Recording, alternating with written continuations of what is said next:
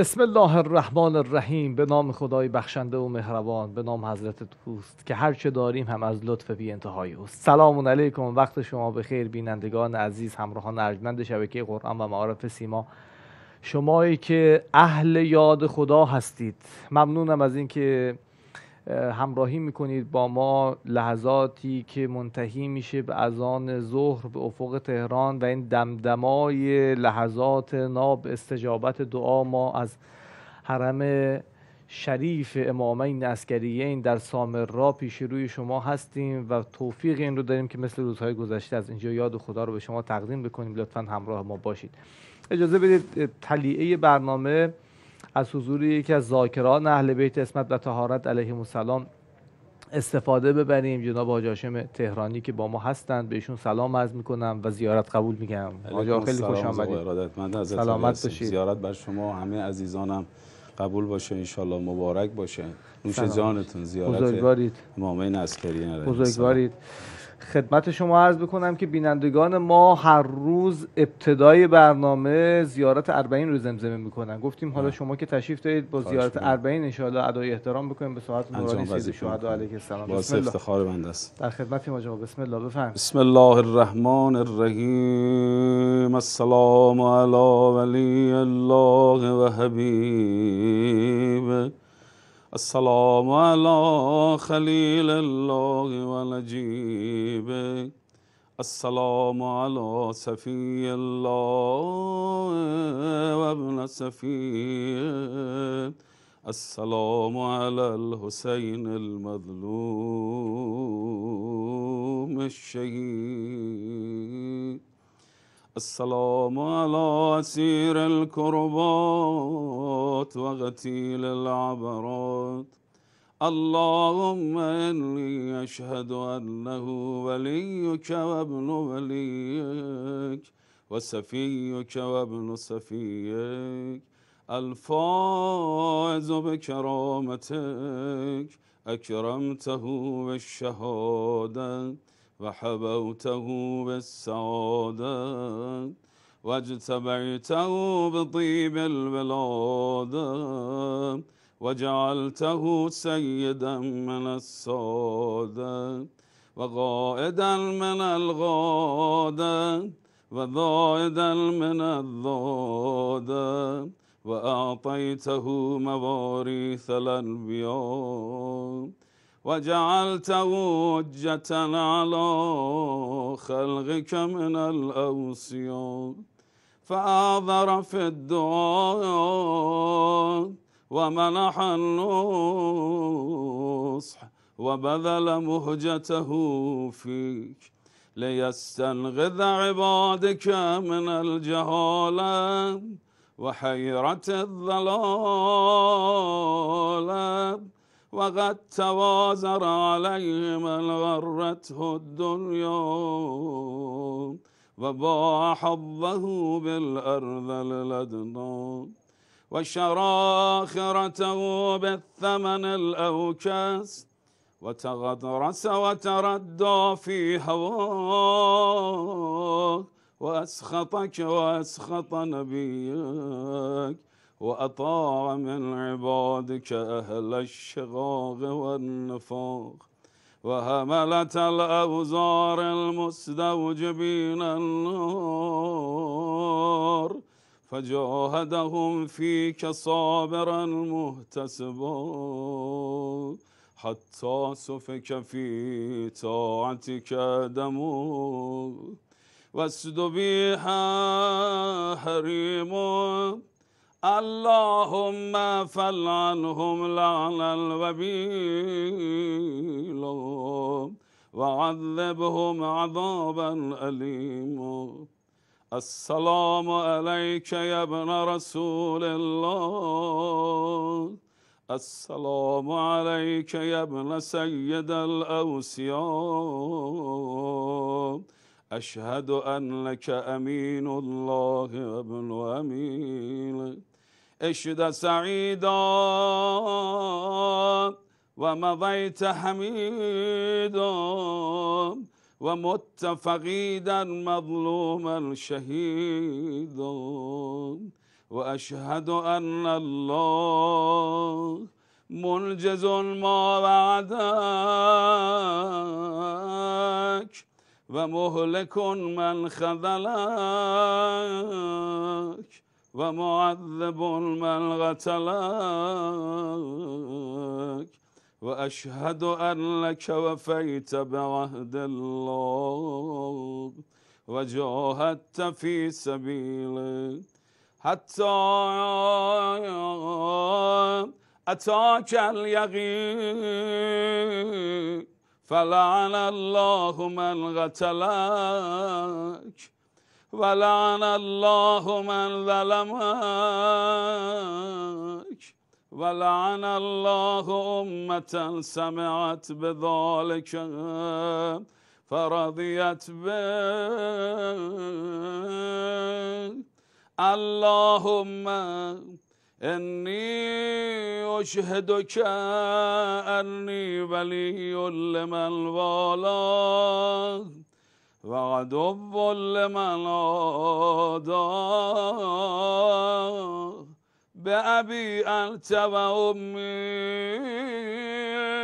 يا ابن رسول الله أشهد أن لك كنت نورا في الأسلاب الشامخة والأرهام المطهرة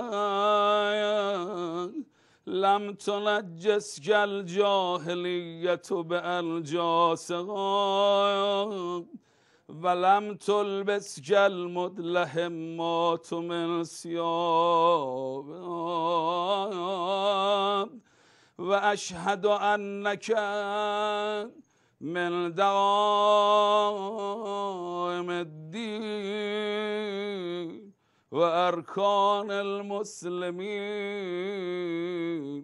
ومعقل المؤمنين وأشهد أنك الإمام البر التقي الرضي الزكي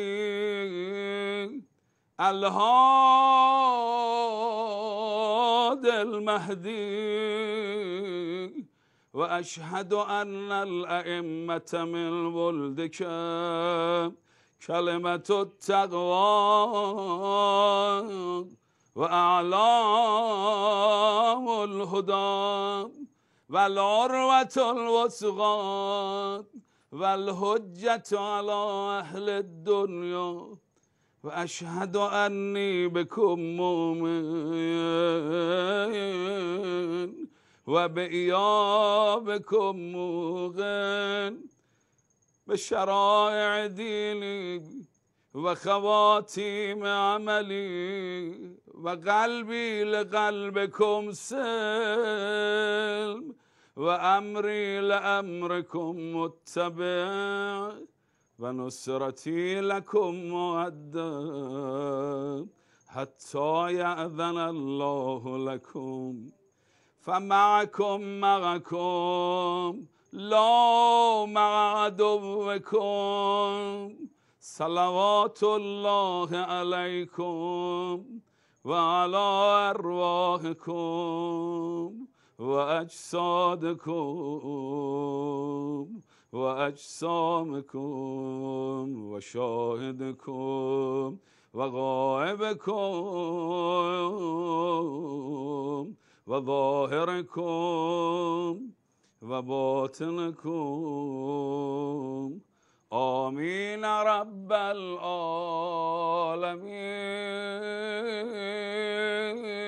العالمين. حسین جانم در کنار مضجع شریف امام عسکری از راه دور خدمت شما سلام میدیم. چه سلامی اومد محضر امام هادی علیه السلام، عرضه داشت آقا جان دارم میرم زیارت جد غریب شما حسین. آقا فرمود سلام ما را برساد.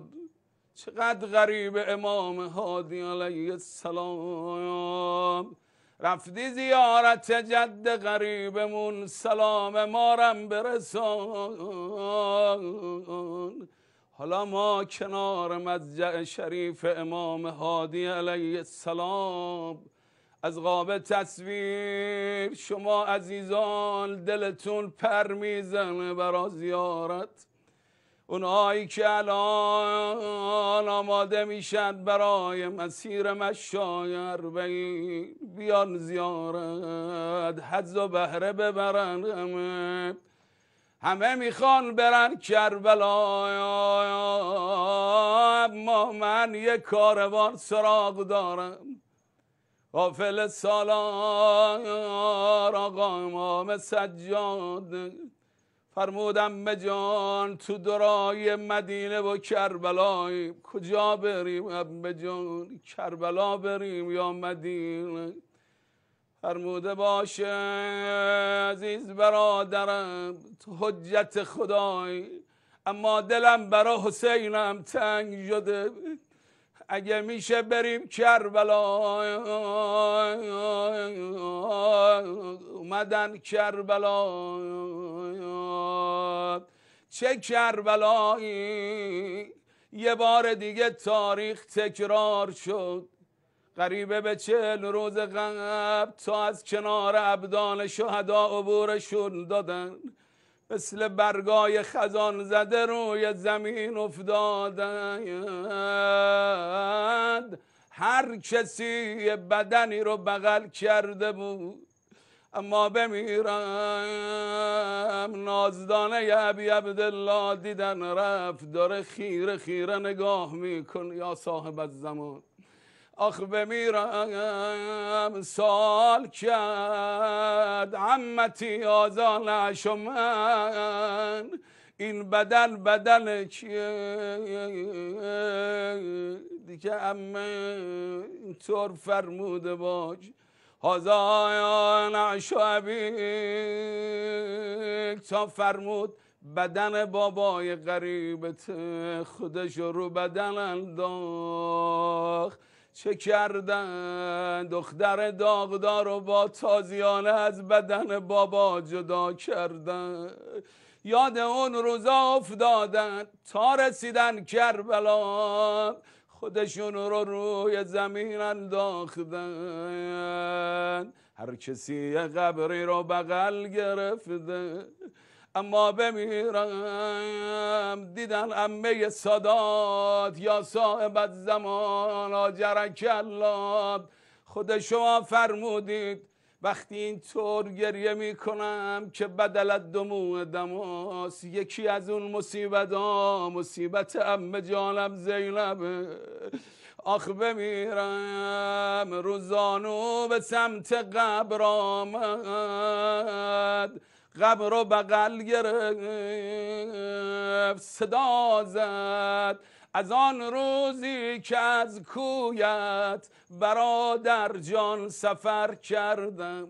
چه صبری در مصیبت ها من خونین جگر کردم. حسین جانم یه روزی اومدم کنار بدنت، ببخش منو. صدا زدم انت اخی، آیا تو برادر منی؟ حق بده به حسین، حق بده حسین جان به من. آخه دیدم یه بدن بی سر، نیزه شکسته و شمشیر شکسته. اما حالا اگه برادرم تو هم بلند شی، خواهر تو نمیشناسی، بگم این دو بیت و التماس داد. به به حالا هوای چشما بارانی، نمیدونم این تصویر کجا برات داره پخش میشه. تو خدا نکنه اما اونایی که دو بستر بیماری هن، اونهایی که دلشون با این زائراست، اونهایی که دلشون همراه زائران اربعین، صدا زد شکستم سر به محمل بر در دروازه کوفه. حسین جان خطبه میخوندم نتونستن آرامم کنن، تنها راهش این بود نیزه‌ای که سر شما بالاش بود آوردن جلوی صورت زینب، شکستم سر به محمل بر در دروازه کوفه. هلال آساچ رأسد را به نوک می نظر کردم. حسین جانم برادرم اومد زینب، اما از یه نفر از من سراغ نگیر. اینطور عرض داشت برای حفظ جانت کودکانت در بر دشمن به پیش تازیان بازوی خود را سپر کردم. یا ابا عبدالله اما دخترت رو نیاوردم. حسین جانم بمیرم اون لحظه ای که سرت رو در آغوش گرفت صدا زد عمه بیا گم شده پیدا شده. کنج خراب شب یلدا شده. یه کاری کرد بسم الله الحمدلله حالها خوبه. این یه بیت برای این لحظه است. دیدن لبه گذاشت رو لبه های بابا اما زود بردار. صدا زد چرا رنگ لبت چون ارغوانت، گمانم جای چوب خیزران. ای حسین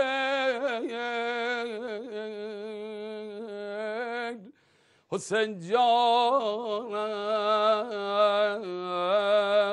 السلام علیک یا سیدنا المظلوم یا سیدنا الغریب یا سیدنا العطشان یا ابا عبدالله. یا ابا عبدالله دست شما درد نکنه آقای تهرانی، زنده باشید. گفت بخواب آهسته از اینجا به بعد ماجرا با من، خیالت جمع ای دریای غیرت خیمه ها با من. تمام راه برپا داشتم بزم عزا در خود ولی از پا نیفتادم. شکستم بی صدا در خود که باید بی تو برگردم. قدم خم شد ولیکن خم به ابرویم نیاوردم. الهی که زیارت با معرفت سید الشهدا علیه السلام تو 40 روزی هممون باشه. از حاج آقای تهرانی تشکر میکنم. از شما بینندگان عزیزم ممنونم. توی لحظات قشنگ ما رو هم دعا بکنید. یه بخشی رو ببینیم برمیگردیم با یاد خدا کماکان پیش روتون. Hello. Hello, How are you? thank you. Say that, how many times have you come to visit the Holy Shrine of Imam Hussein in Arbaeen? For Arbaeen, 4 times. 4 times you have come to visit the Holy Shrine. When you look at the people, when you see the people, what kind of feelings do you have? The people, all of the people who love the Imam Hussein comes to Karbala, and we would like to see Imam Mahdi in this way. This way. And when you go to the Holy Shrine of Imam Hussein, what do you ask God and what do you ask Imam Hussein? Just Faraj Imam Zaman. Just see Imam Zaman and be the friends and be with Imam Zaman. My life be with Imam Zaman. Do you like to be one of his soldiers and his followers? Yes, yes, of course, yes. Inshallah, inshallah. خب ممنونم از اینکه همراه ما هستید. ما از سامرا پیش روی شما هستیم، از جوار حرم امامین عسکریین و جاتون رو خالی میکنیم. امیدوارم تو این لحظات ویژه‌ای که ما زیارت اربعین رو امروز متفاوت‌تر به شما تقدیم کردیم و زمزمه کردیم، اگر حالی به شما دست داد ما رو هم دعا بکنید که جملگی زائران و دلدادگان سید الشهدا علیه السلام و زائران امامین عسکریین با همین حال میان وارد حرم میشن. خستند، گریانند، اندوهناکند به واسطه سید و سالار شهیدان در روز اربعین و زیارت حضرت رو به جای می آورند. با حاج آقای چهره نما پیش روی شما هستیم. آقا سلام عرض میکنم. سلام علیکم و رحمت قبول الله. بشه انشالله زیارت شما. شما هم همچنین انشالله که خدا به شما توفیق بده، توفیقاتون بیشتر و بیشتر بشه. سلام و عرض ادبی هم دارم خدمت همه بینندگان محترم، عاشقان ابا عبدالله الحسین. سلامت باشید. ما در خدمتیم آقا. از مباحث گذشته بخشش باقی مون که برسیم به اینکه چه کنیم که به شایسته ترین وجه ممکن راه ابا عبدالله علیه السلام رو ادامه بدیم.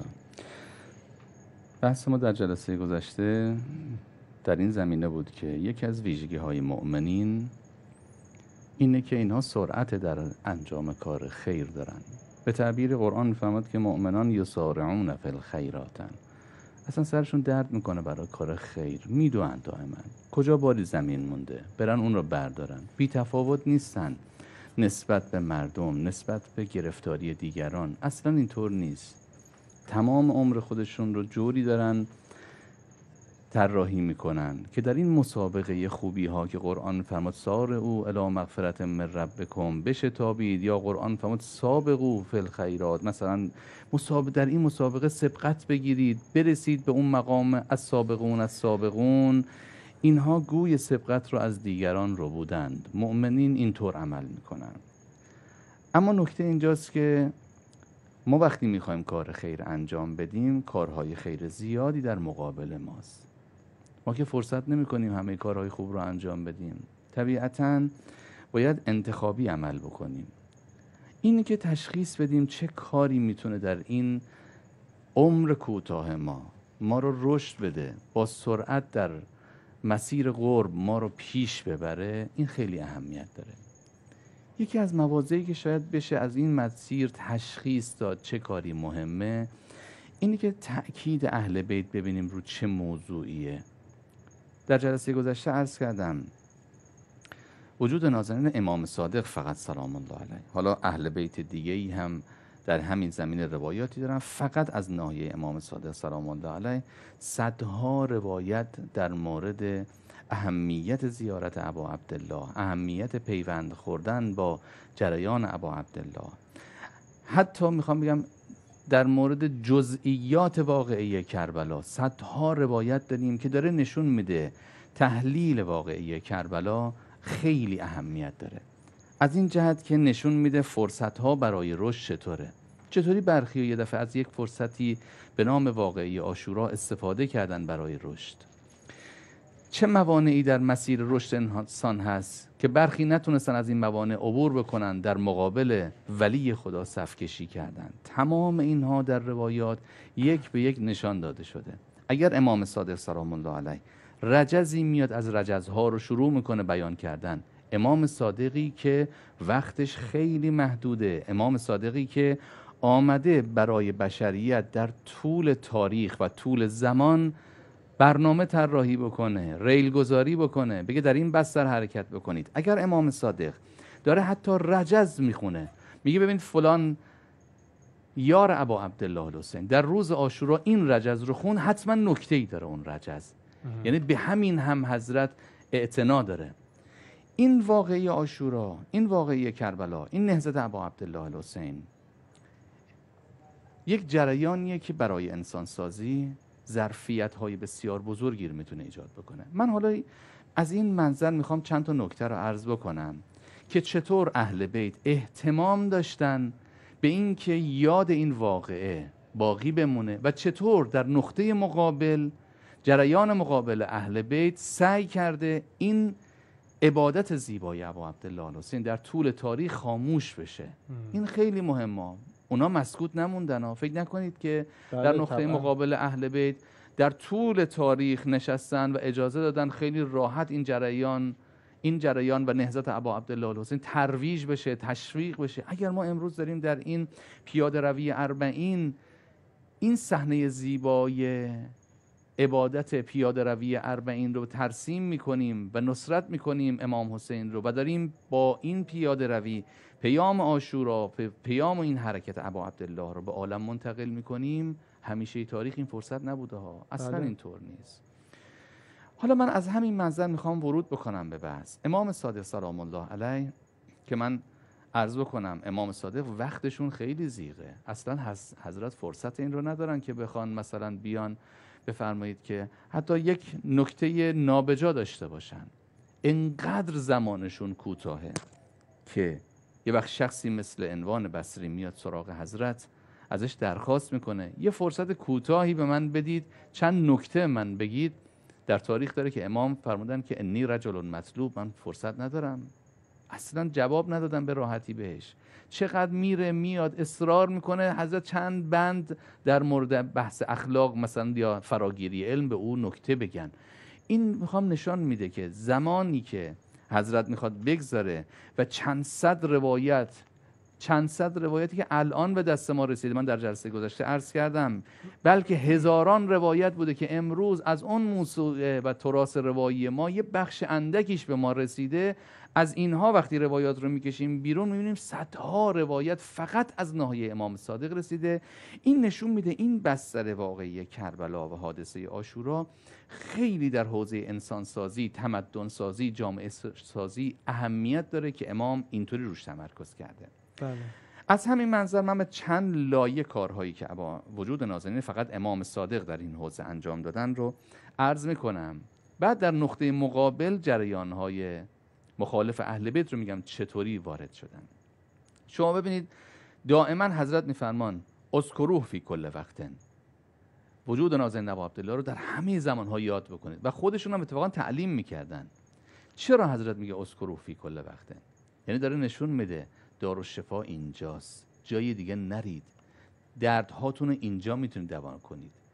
جامعه اگر میخوای به رشد برسی نگاهت رو کاملا بده به این حرکت ابا عبدالله. راه اون استکبار ستیزی که ابا عبدالله علیه السلام داشتن رو داشتن ترتیب یک بعدشه، ابعاد مختلف. یعنی شما در بعد اخلاقی، در بعد استکبار ستیزی، در ابعاد عبودیت، تمام اینها صحنه‌های بسیار زیبایی در کربلا خلق شده که روایات ما دائما داره سوق میده که اگر میخواهید یک انسان کامل باشید، یک جامعه کاملی شکل بگیره، باید نگاه، افق نگاه به سمت کربلا باشه.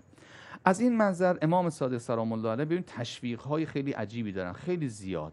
من نکته‌ای رو عرض کنم. امام صادق در یک روایت داره که حضرت فرمودن لولا انی اکره ان یدع الناس الحج، اگه نگران این نبودم که مردم حج رو رها بکنن، چیزهایی رو در مورد فضائل زیارت ابا عبدالله الحسین میگفتم که مردم دیگه این زیارت رو ترک نکنن.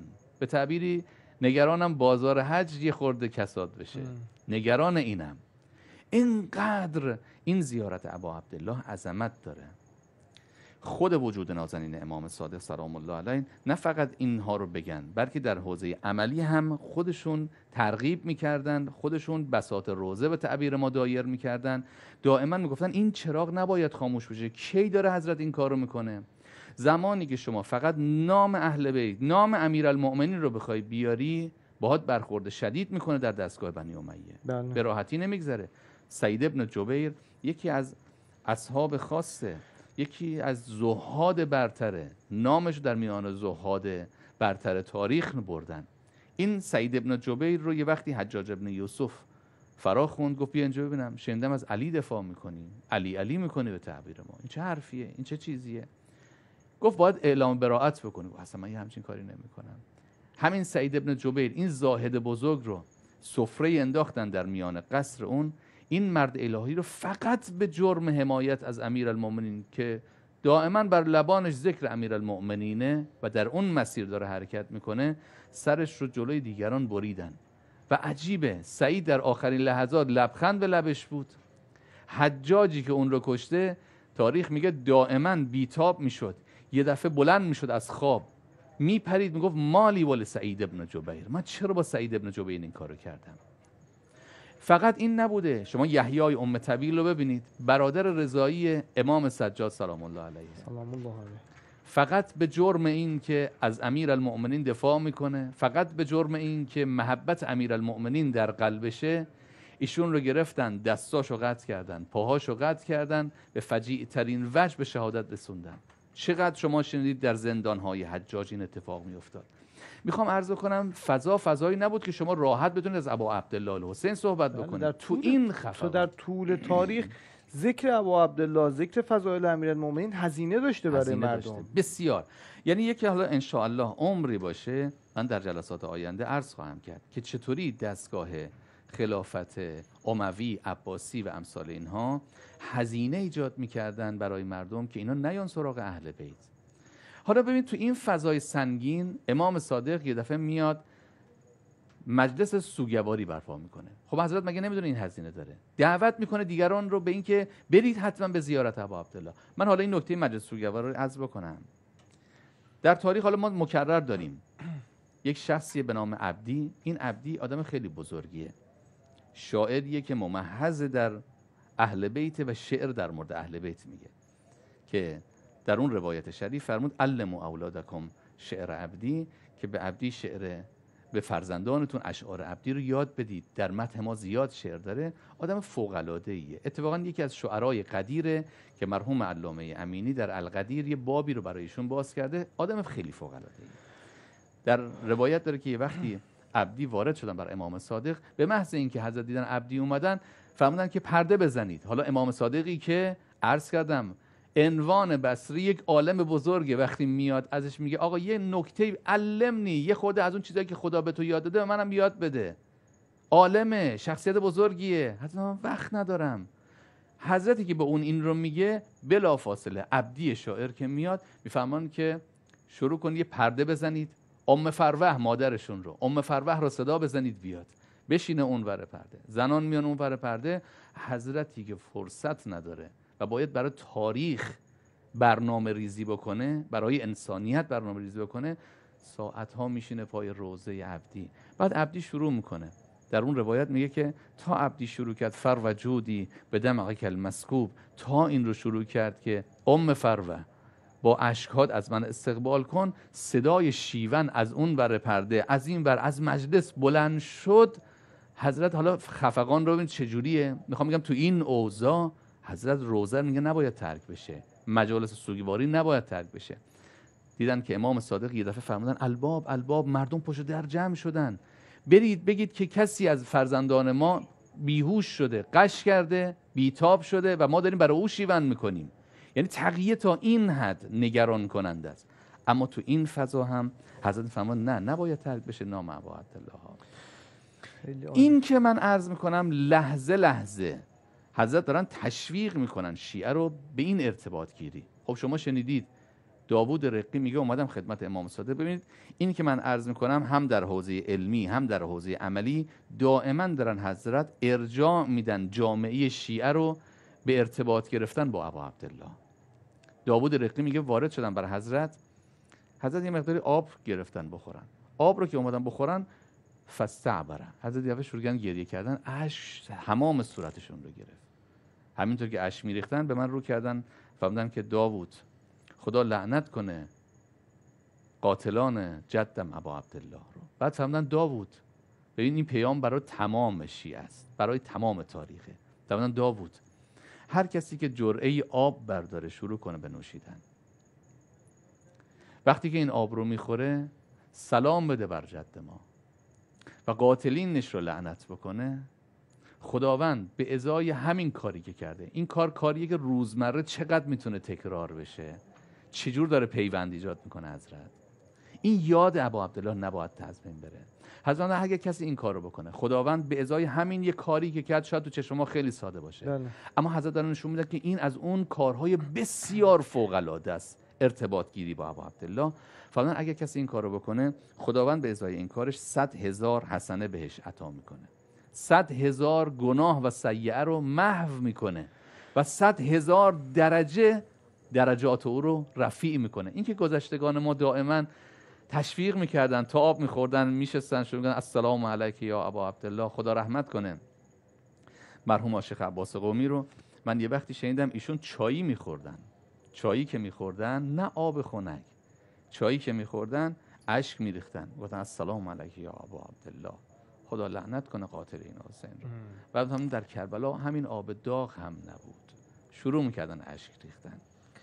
این در چه واقع حالت بهانه‌های زیبایی. مختلف بهانه‌های می‌خواستن یادآوری بکنن مصائب ابا عبدالله علیه دقیقاً السلام. همینطوره. حالا اگر با واسطه محدودیتی که شما اشاره کردی که در طول تاریخ بر ائمه طاهرین علیهم السلام بود که دیگه شاخصش امامین عسکریین هستن، تو حصر نظامی بودن و خب نمیشد مجلس عزا برپا کرد، ولی فرمودن اگر در خلوت خودتون آب هم خوردید اونجا به یاد ابا عبدالله علیه السلام باشید. دقیقاً همینطوره. یعنی سیره عملی فردی و اجتماعی حضرات معصومین دارن به ما یاد میدن. دقیقاً ما رو دارن سیر میدن با نهضت ابا عبدالله تو این مسیر انسانیت، دارن از این مجرا سیرمون میدن.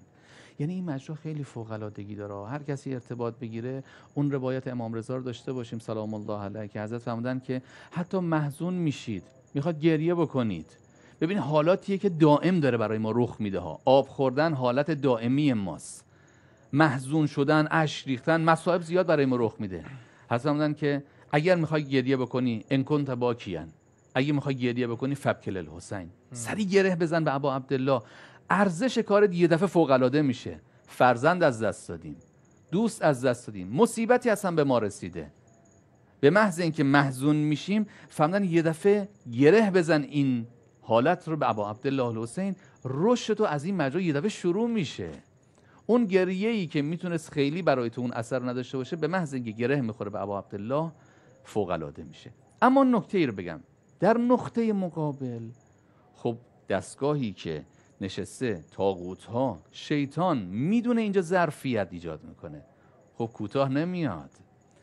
کسانی که در مقابل اهل بیت ایستادن اون موقع اتفاقا به شدت دارن منع میکنن به این ارتباط گیری. یه شخصیتی به نام ابن تیمیه. ابن تیمیه از بنیانگذاران جریان‌های سلفی، وهابیت و امثال اینهاست. یعنی همه اینها چشمشون به ابن تیمیه است. ابن تیمیه و ابن حزم نکته ای رو دارن. اینا میگن عزاداری بدعته. چرا عزاداری برای ابا عبدالله میخواید بکنید؟ این بدعته. یا بدعته یعنی چی؟ میگن این انحراف از سنت نبویه. در حالی که شما ببینید وجود نازنین رسول خدا صلی الله علیه و آله و سلم وقتی خبر شهادت سید الشهدا حمزه به ایشون میرسه، میبینن همه دارن عزاداری میکنن، گریه میکنن. حضرت شروع میکنن میگن که حمزه کسی رو نداره برش گریه بکنن. دعوت میکنه اهل مدینه رو، زنان میان، همه میان، مجلس عزا برای حمزه، شروع میکنن گریه کردن، زاری کردن. یعنی نشان داره میده که این سنتی بوده، این مشکل نداره. اما وقتی که میخوان این جریان ابا عبدالله خاموش بشه، این نکات شروع میشه.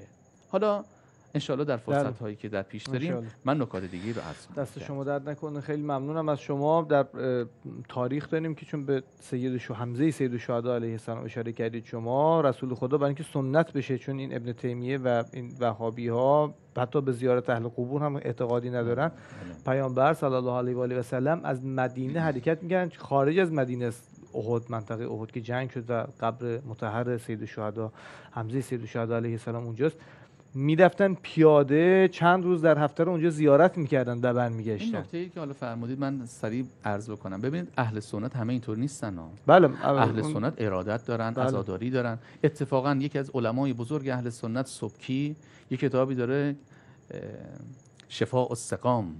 شفاء السقامش در رد ابن تیمیه می‌نویسه، بعد کتاب قطور فقط در فضائل این که عزاداری فضیلت داره، بریم زیارت قبور فضیلت داره، شروع میکنن و اهل سنت خیلی اعتنا میکنن. دقیقاً عرض کردم اون وهابیت و در واقع شاخه انحرافی اهل سنت که حالا اون تفکرات تند ابن تیمیه رو دارن بیشتر تو این فضا هستن. به هر حال مهم اینه که همه ما با همدیگه همگرا بشیم. حب الحسین یجمعنا. اصلا شیعه و سنی نداره این مسیر. این مسیر مشایعی ابو عبدالله وقتی میاد توش گام برمیدارید میبینید شیعه و سنی نداره، حتی مسلمان و غیر مسلمان نداره.